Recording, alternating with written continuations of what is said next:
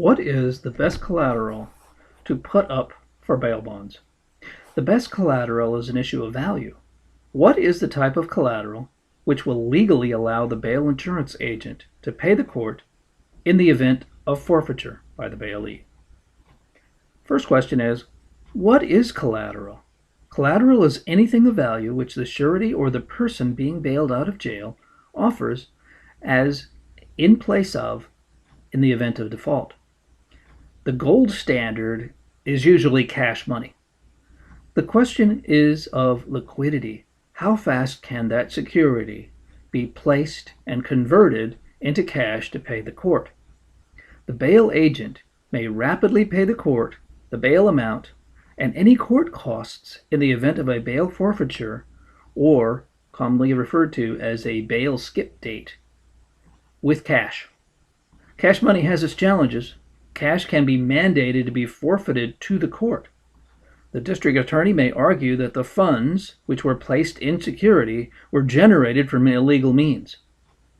In that case, if that action is successful, the bail agent must pay the bail from other collateral or legal processes such as a civil suit against the defendant or his cosigners. The next most reliable source for security is real estate. Real property, that's land or homes, cannot be moved.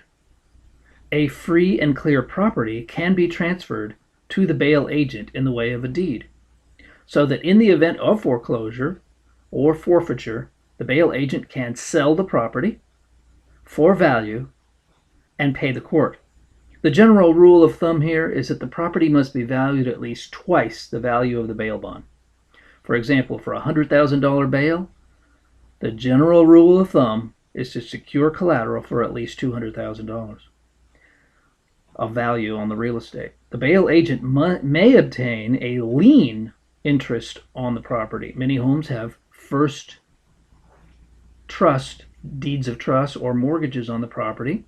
Again, that calculation must be sufficient to assure the bail agent that the real estate property has enough value to pay in the event of a forfeiture. The challenge here is that if the property is a homeowner property, many times the court will adhere to rules which will allow the forfeited party to make payments to the bail agent, relying solely on the bail agent to pay the total amount of the bail.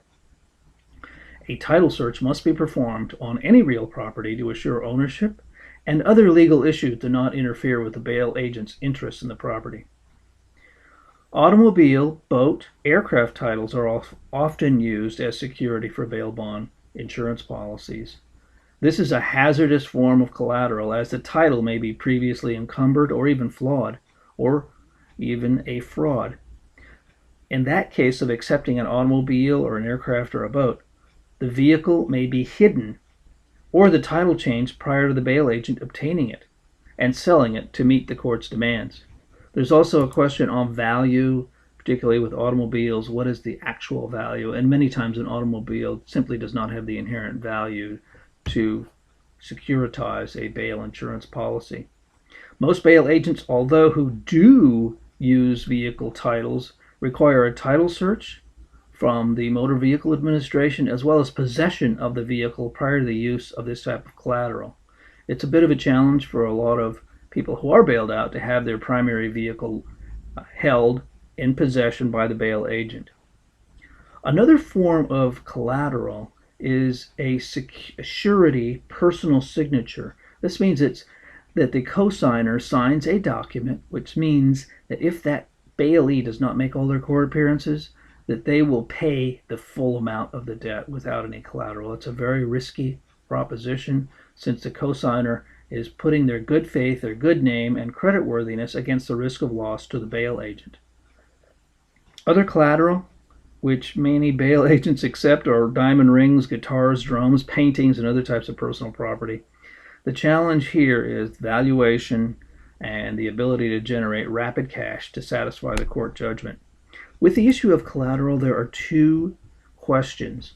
First is that the bail agent has to issue a bail bond insurance policy, and The issue is they don't have to bail anybody out of jail. They can actually wait until the bailee or their cosigners generate sufficient surety collateral to collateralize the potential debt and loss. So there's no rush to get somebody out. And my advice to a bail agent is always to wait until proper security is presented.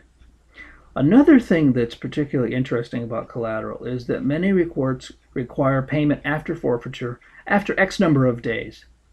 What that means is that, let's say a defendant forfeits on X day. Most courts in California will allow 180 days to pass before another court proceeding is engaged, and then further proceedings against the bail agent and the insurance company before demand is made for payment.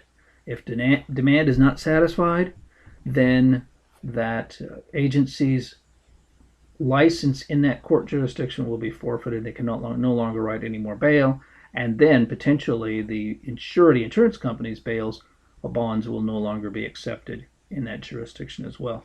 That time allows the bail bond insurance agent to seek out other remedies to securitize that obligation. Thank you.